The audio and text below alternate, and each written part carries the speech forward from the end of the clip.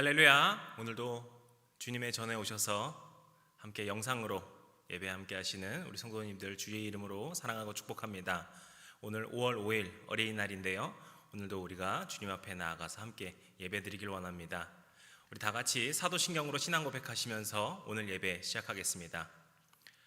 전능하사 천지를 만드신 하나님 아버지를 내가 믿사오며 그 외아들 우리 주 예수 그리스도를 믿사오니 이는 성령으로 잉태하사 동정녀 마리아에게 낳으시고 본디오 빌라도에게 고난을 받으사 십자가에 못 박혀 죽으시고 장사한 지 사흘 만에 죽은 자 가운데서 다시 살아나시며 하늘에 오르사 전능하신 하나님 우편에 앉아 계시다가 저리로서 산자와 죽은 자를 심판하러 오시리라. 성령을 믿사오며 거룩한 공회와 성도가 서로 교통하는 것과 죄를 사하여 주시는 것과 몸이 다시 사는 것과 영원히 사는 것을 믿사옵나이다. 아멘. 우리 이제 다 같이 찬송가 321장 같이 부르시겠습니다.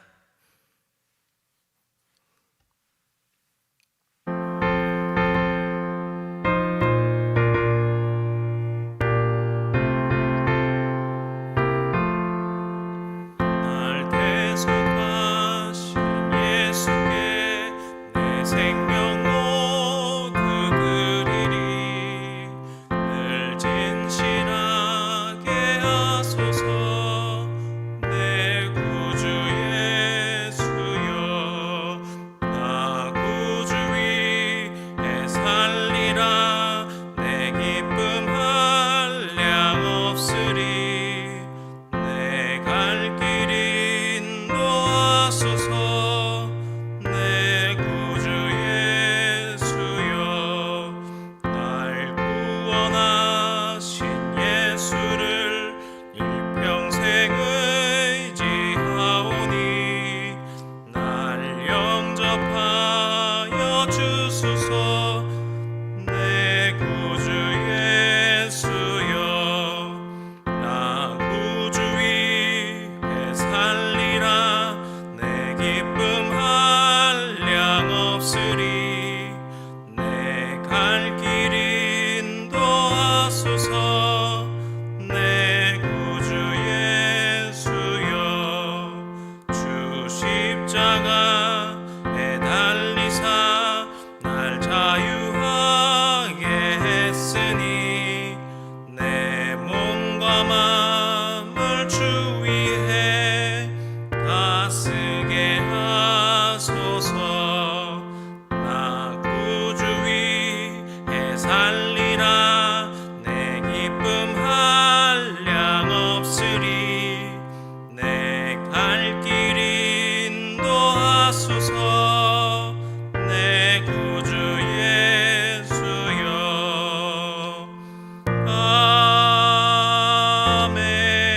아멘. 이제 우리에게 주시는 하나님의 말씀 함께 읽도록 하겠습니다. 오늘의 말씀 갈라디아서 2장 1절에서부터 10절까지의 말씀입니다. 우리 이제 갈라디아서 벌써 세 번째 시간이네요. 갈라디아서 2장 1절에서부터 10절까지의 말씀 다 찾으신 줄로 알고 저희 한 목소리로 함께 읽도록 하겠습니다. 14년 후에 내가 바나바와 함께 디도를 데리고 다시 예루살렘에 올라갔더니 계시를 따라 올라가 내가 이방 가운데서 전파하는 복음을 그들에게 제시하되 유력한 자들에게 사사로이 한 것은 내가 다름질하는 것이나 다름질한 것이 헛되지 않게 하려 함이라. 그러나 나와 함께 있는 헬라인 디도까지도 억지로 할례를 받게 하지 아니하였으니 이는 가만히 들어온 거짓 형제들 때문이라. 그들이 가만히 들어온 것은 그리스도 예수 안에서 우리가 가진 자유를 엿보고 우리를 종으로 삼고자 함이로되 그들에게 우리가 한시도 복종하지 아니하였으니 이는 복음의 진리가 항상 너희 가운데 있게 하려 함이라. 유력하다 하는 이들 중에 본래 어떤 이들이든지 내게 상관이 없으며 하나님은 사람을 외모로 취하지 아니하시나니 저 유력한 이들은 내게 의무를 더하여 준 것이 없고 도리어 그들은 내가 무할례자에게 복음을 전함을 맡은 것이 베드로가 할례자에게 맡음과 같은 것을 보았고 베드로에게 역사하사 그를 할례자의 사도로 삼으시니가 또한 내게 역사하사 나를 이방인의 사도로 삼으셨느니라. 또 기둥같이 여기는 야고보와 게바와 요한도 내게 주신 은혜를 알므로 나와 바나바에게 친교를 학수하였으니 우리는 이방인에게로 그들은 할례자에게로 가게 하려 함이라. 다만 우리에게 가난한 자들을 기억하도록 부탁하였으니 이것은 나도 본래부터 힘써 행하여 왔노라. 아멘. 할렐루야.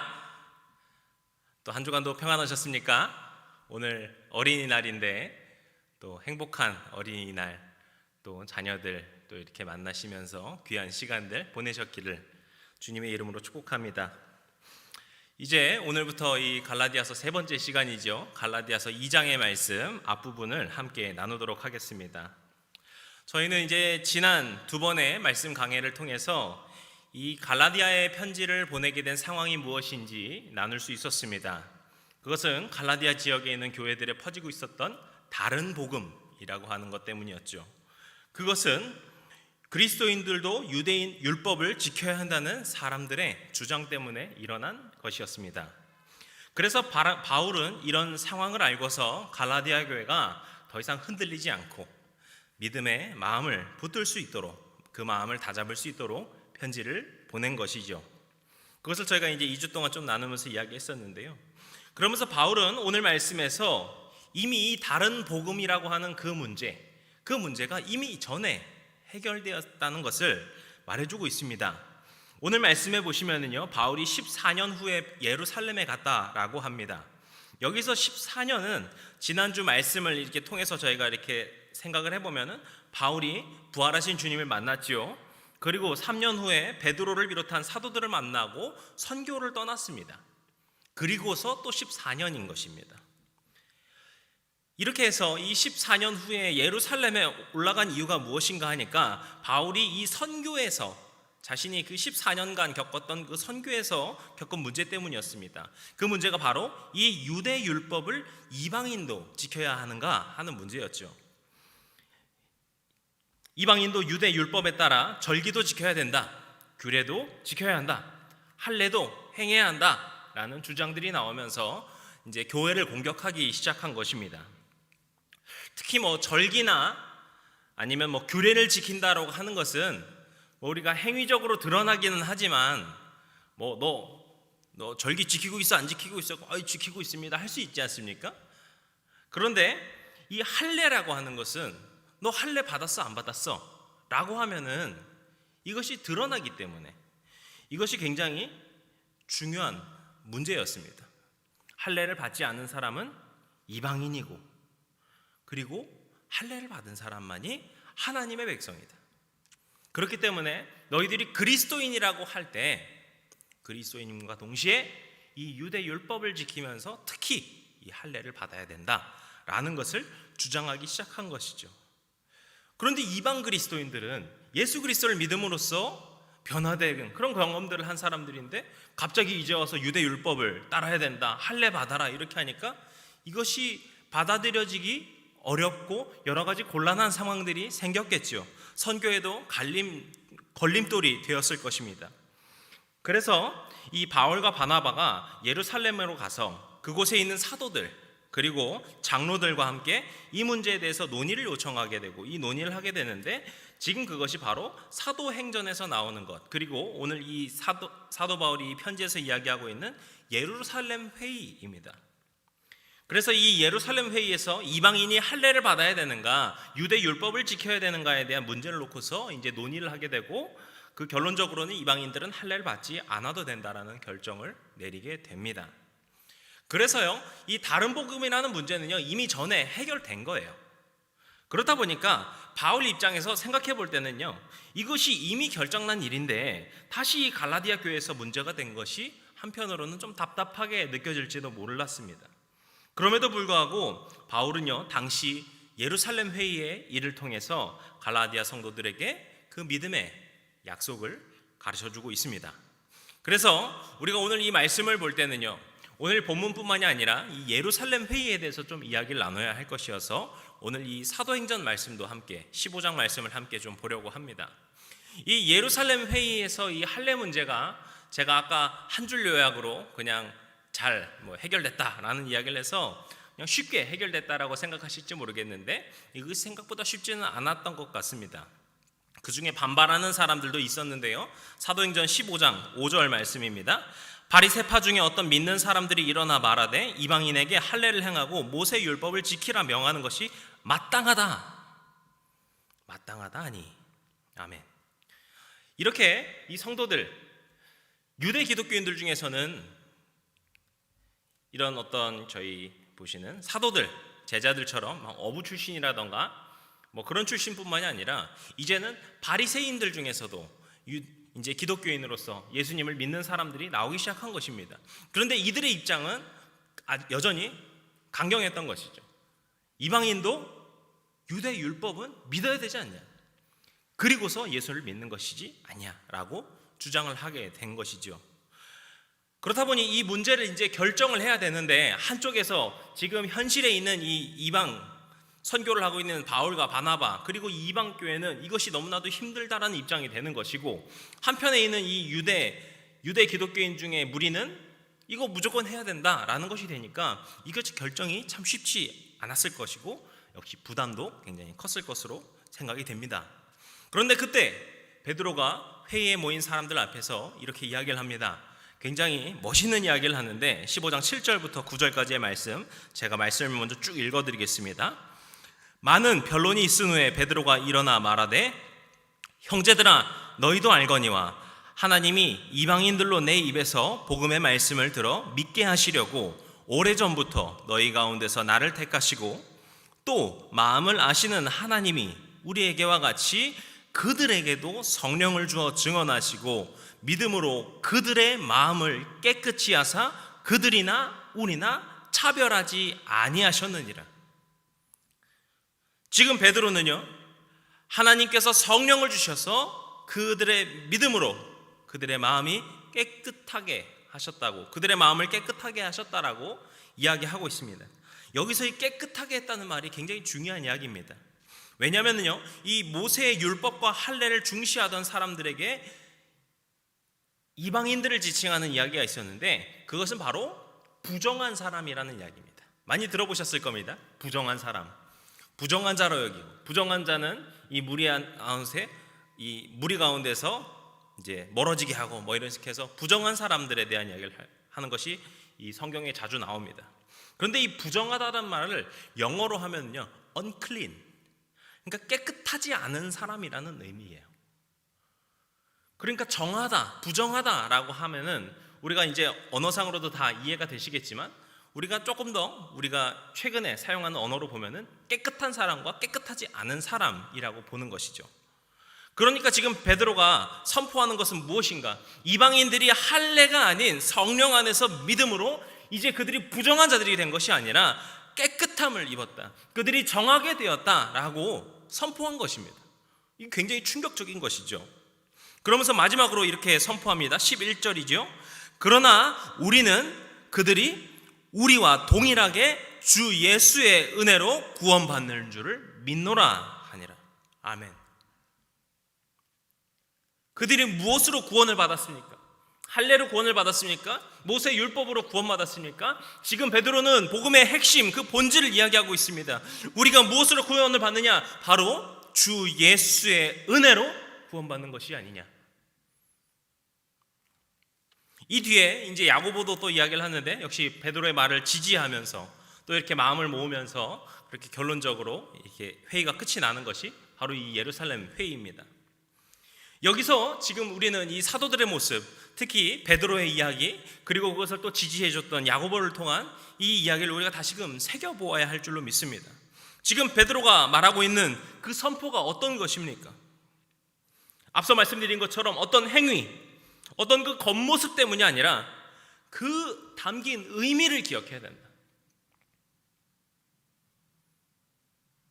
우리가 단순히 할례를 받고 말고 모세 율법을 따르고 말고 이런 걸로써 구원의 유무라던가 복음의 본질을 말하는 것이 아니라, 복음의 본질은 무엇인가?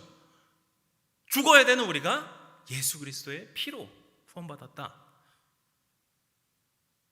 우리는 조금 괜찮은 죄인, 쟤네들은 조금 더 나쁜 죄인이 아니라 우리 모두가 똑같은 죄인이라는 것을 고백하는 것이 바로 복음이죠. 그래서 우리에게 중요한 것, 우리가 정말 믿음 생활을 하면서 우리가 믿음으로 나아갈 때, 우리가 복음을 붙들며 나아갈 때 중요한 것이 무엇인가? 바로 그 복음의 그 본질을 기억하며 살아가는 것입니다. 하나님께서 할례를 명하신 이유가, 처음에 이스라엘 백성들에게 할례를 명하신 이유가 무엇입니까?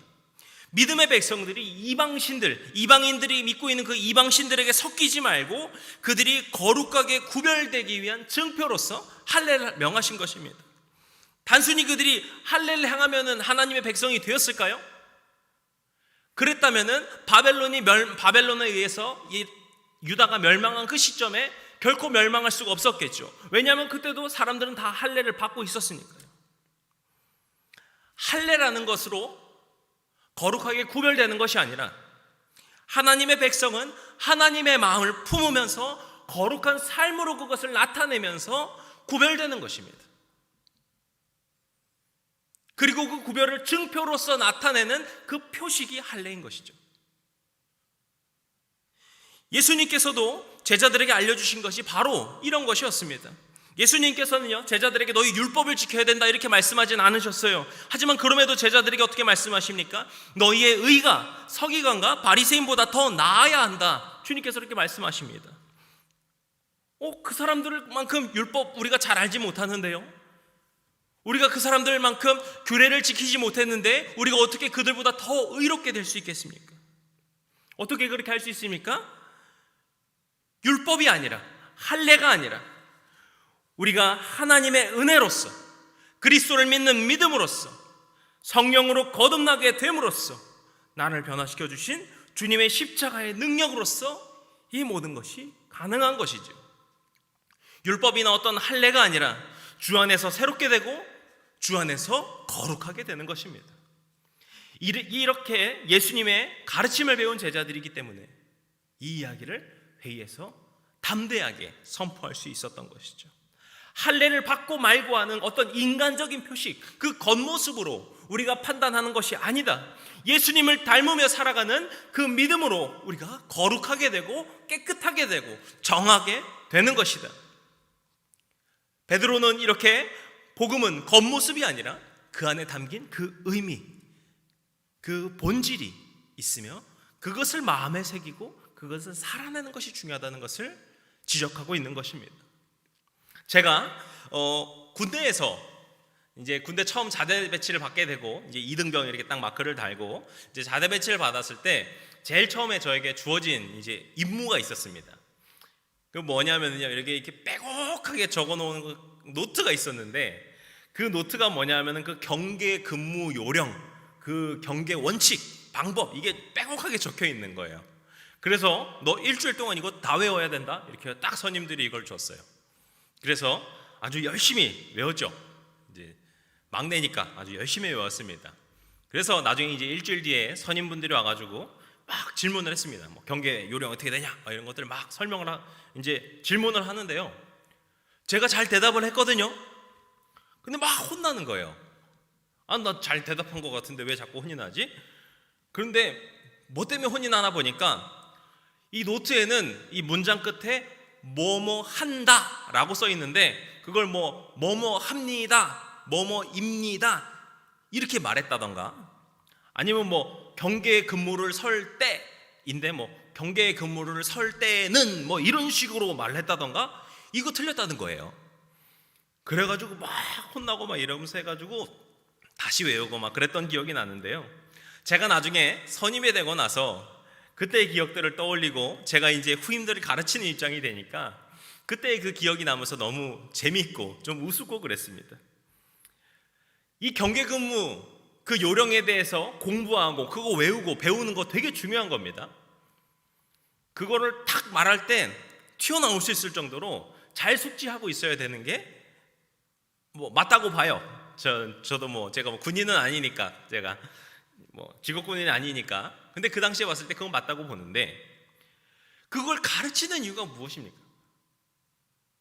이거 때를 땐이라고 하나, 내 때는이라고 하나, 이 단어 하나하나를 틀렸냐 아니냐를 판단하려고 그걸 외우게 하는 것일까요? 아니겠죠. 거기서 경계 근무를 잘 설 수 있도록, 내가 경계 근무를 설 때는 이런 수칙과 이런 요령과 방법을 가지고서 내가 근무를 써야 되는구나, 이거 배우라고 가르치고 외우도록 하는 거거든요. 그 끝에 글자 하나 틀린 거, 그런 것 때문에 이야기하는 것이 아니라 그 의미를 잘 파악하고 있는가, 그거를 끊임없이 확인시켜줘야 되는 것이 어떻게 보면은 그 안에서의 원래 교육이지 않았나 생각이 돼요. 근데 아마 처음에는 그랬을지 몰라도 그것이 어느 순간 변질되다 보니까 단어 하나, 단어는 틀리면 안 되죠. 글자 하나, 토시 하나 틀리면 안 된다, 이런 식으로 변질되지 않았나, 이렇게 생각이 되었습니다. 이렇게요, 우리에겐 정말 그 본질을 잊어버리고 정말 그 겉에 보이는 것에만 집중하게 되는 경우가 참 종종 있는 것 같습니다. 바울도 역시 이때 일을 통해서 갈라디아 교회에게 중요한 핵심을 전해주는데요, 바울은요 이때 이 예루살렘 회의에 대해서 쭉 이야기를 하지만 회의에서 이런 결론이 났다, 이렇게 이야기하지 않습니다. 우리 그때 전에 회의했는데 회의의 결론은 이거였어. 우리 할례 받지 않는 거였어, 이방인들. 그러니까 너희들 이거 지켜야 돼, 이런 식으로 말을 하지 않았습니다. 그럼 무엇을 이야기합니까? 사도 베드로는 유대 기독교인들에게 복음을 전하는 목적으로 서 있고, 그리고 바울 자신은 이방 기독교인들에게 복음을 전하는 점에서 우리가 정말 같은 목적을 가지고 가는 것이었음을 그곳에서 알게 되었다라는 것을 고백합니다. 결국에는 그 안의 핵심, 복음이 있다는 점에서 우리는 서로 같은 길로 가고 있었구나라는 것을 깨달았다는 것을 고백하고 있어요. 그렇게 베드로는 주님께서 할례자에게 복음을 전하도록 세우신, 주님께서 세운 사도이고, 바울은 이방인을 향해 복음을 전할 수 있도록 주님께서 세우신 사도인 것이죠. 할례를 받나 안 받나, 아니면 그 사람이 헬라말을 하고 있는가, 아니면 그 사람이 유대말을 하고 있는가, 그 사람의 신분이 어느 신분에 있는가, 그 사람의 국적이 어느 국적인가, 아니면 그 사람이 재물이 많은가 적은가, 이런 것 때문에 우리가 갈라지거나 나뉘는 것이 아니라는 것입니다. 우리 이방 기독교인들이든 우리 유대 기독교인들이든 우리 모두는 예수 그리스도께서 십자가로 품어주신, 우리는 주 안에서 하나이고 우리는 복음 아래 하나인 것입니다. 바울은 바로 이 점을 갈라디아 교회에게 전해주고 있습니다. 그리고 복음의 능력으로 또 변화되기 위하여서 바울이 또 하나 중요한 변화를 전해주고 있는데, 그것이 무엇인가 하면 바로 의식의 변화입니다. 다시 좀 오늘 본문 말씀 1절 2절로 돌아와서 이 말씀을 보시면요, 바울과 바나바 그리고 디도라는 사람이 예루살렘으로 가게 됩니다. 회의를 위해서. 그리고 이 3절에 보시면 이 디도라는 사람에 대해서 이야기하는데, 이 디도라는 사람이 어떤 사람인가 한번 보시겠습니다. 그러나 나와 함께 있는 헬라인 디도까지도 억지로 할례를 받게 하지 아니하였으니. 여기서 우리는요, 이 디도에 대해서 알 수 있는 여러 가지 사실이 있어요. 먼저는 그가 헬라인, 그러니까 유대인이 아니라 이방인이라는 것이죠. 그리고 두 번째로는 그가 할례를 받지 않았다는 것입니다. 그래서요, 저는요 처음에 이 구절을 보면서 좀 막 의문이 들더라고요. 지금 이들이 가고 있는 곳이 어디입니까? 예루살렘이지 않습니까? 예루살렘이 어떤 곳이에요? 혹시라도 유대 기독교인들이 이방 기독교인들을 배척하지는 않을까 라고 조금 우려하는 마음으로 지금 가고 있었거든요. 그런데 굳이 그 자리에 이 디도를 굳이 또 할례를 받지 않게 해서 데려갔다는 거예요. 제가 디도 입장이라면요 참 곤란했을 것 같아요. 아까 바리새인이 그 회의 때 뭐 이방인도 할례를 받아야 됩니다 이렇게 말하면요, 나한테 말하는 건가 해서 얼마나 부담되겠어요. 그리고 이 3절을 다시 한번 잘 보시면은요, 디도는요 할례를 제가 안 받고 싶습니다 해서 안 받은 게 아니라 억지로 할례를 받지 못하게 했다라고 이야기합니다. 이거 바꿔 말하면 무슨 말입니까? 원래는 할례를 받으려고 했는데 바울이 하지 못하게 했다는 거예요. 참 이걸 보면은 여러 가지 불편하고 곤란한 그런 상황임을 우리가 알 수 있거든요. 그런데 바울이 왜 굳이 이런 과정을 해야만 했던 것일까요? 이 디도라는 사람을 통해서, 자신이 정말 신뢰하던 이 믿음의 동역자인 디도라는 사람을 통해서 지금 또 우리의 믿음의 동역자인 유대 기독교인들에게 질문을 던지는 것입니다.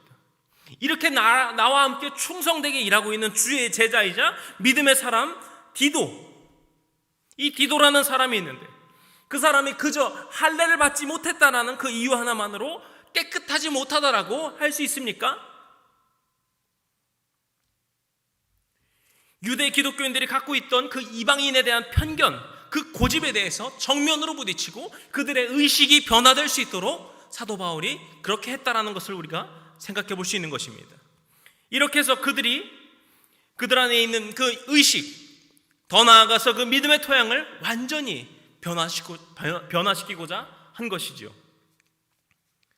그렇게 해서 단순히 바울은 유대 기독교인과 이방 기독교인들이 서로 갈라지는 것이 아니라 우리가 결국엔 주 안에서 하나 된다는 것을 다시 한번 이야기하는 것입니다.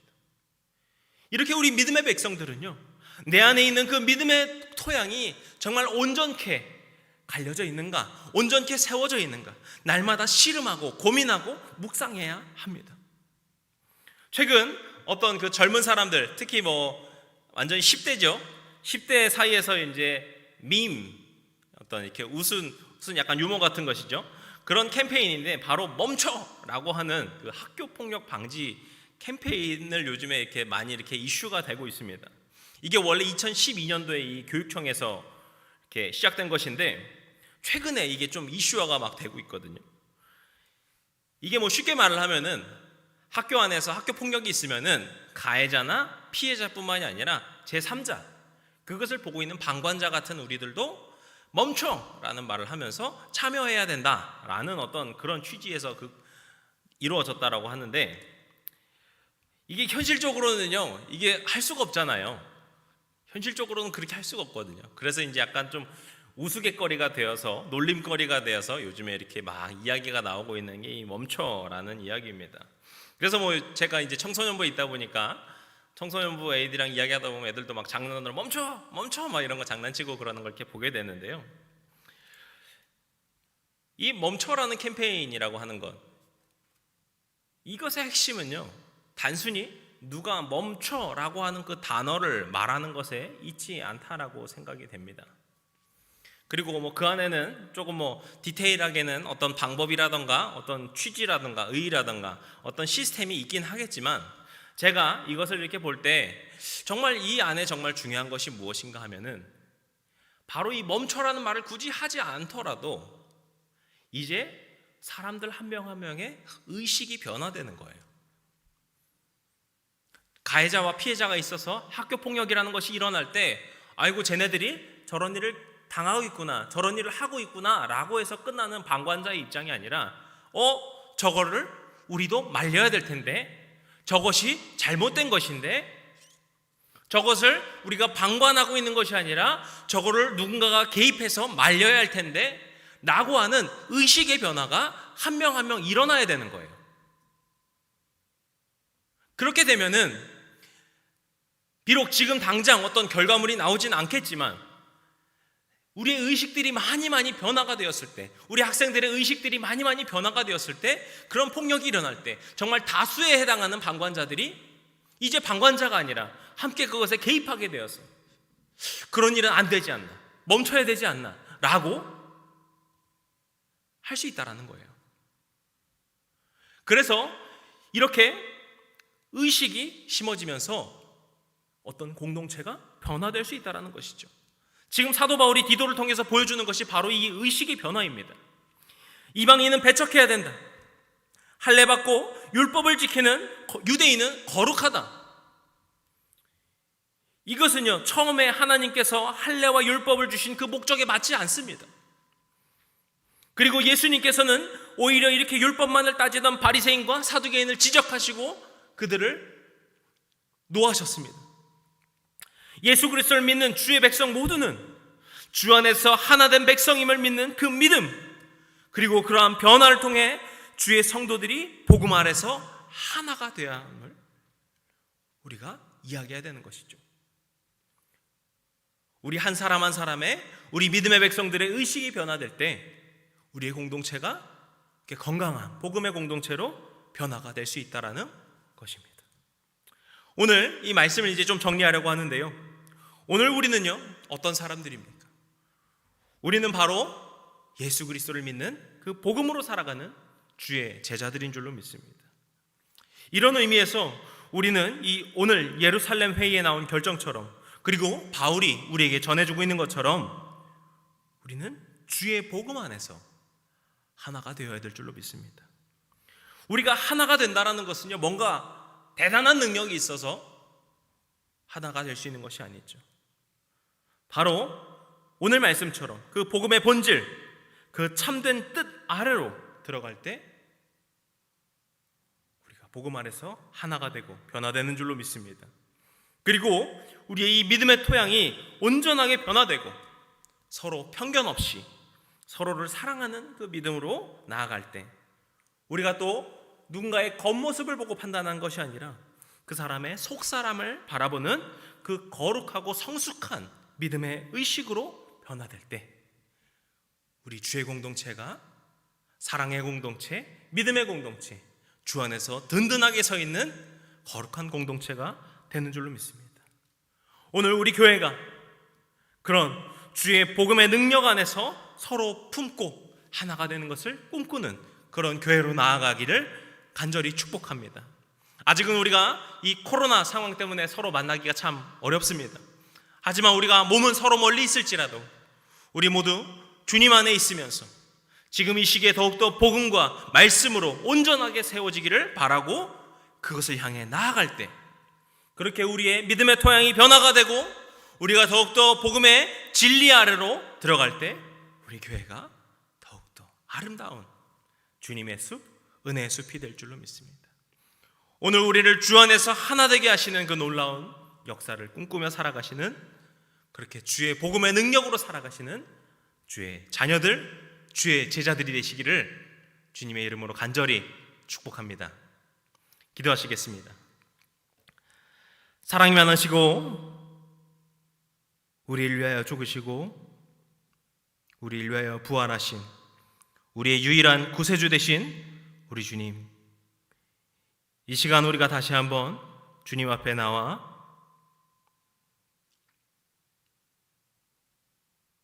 소망을 두고 기도합니다. 주님, 우리를 주 안에서 변화시켜 주시옵소서. 우리의 믿음의 토양을 바꿔주시고 우리가 더욱더 겉모습을 보는 것이 아니라 우리의 그 속사람을 보고 서로 사랑하고 서로 품으며 주 안에서 행복하게 살아갈 수 있는 믿음의 공동체, 사람의 공동체, 예수 그리스도의 공동체가 되도록 도와주시옵소서. 우리에게 혹여라도 다른 복음이 찾아오지 않게 하셔서 우리가 오직 예수 그리스도의 복음으로 살아갈 수 있는 그런 복음의 삶을 살 수 있도록 주님 또한 도와주시옵소서. 우리가 이 시간 아직도 코로나로 인하여서 서로 만나기 어려운 그런 상황 속에 있지만 우리가 믿음 안에서 항상 주 안에서 하나 되는 그런 역사를 주님께서 허락하시고 날마다 그것을 꿈꾸며 나아가는 주의 백성들 되게 도와주시옵소서.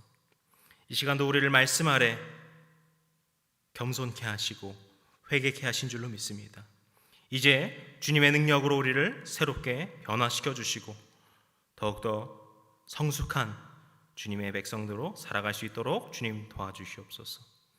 이 모든 말씀 사랑이 많으시고 우리를 축복하여 주시고 변화시켜 주시는 우리 주님 예수 그리스도의 이름으로 기도드렸습니다. 아멘. 주기도문으로 오늘 예배를 마치겠습니다. 하늘에 계신 우리 아버지여, 이름이 거룩히 여김을 받으시오며 나라의 임하옵시며 뜻이 하늘에서 이룬 것 같이 땅에서도 이루어지이다. 오늘날 우리에게 일용할 양식을 주옵시고 우리가 우리에게 죄진 자를 사하여 준 것 같이 우리의 죄를 사하여 주옵시고 우리를 시험에 들게 하지 마옵시고 다만 악에서 구하옵소서. 나라와 권세와 영광이 아버지께 영원히 있사옵나이다. 아멘.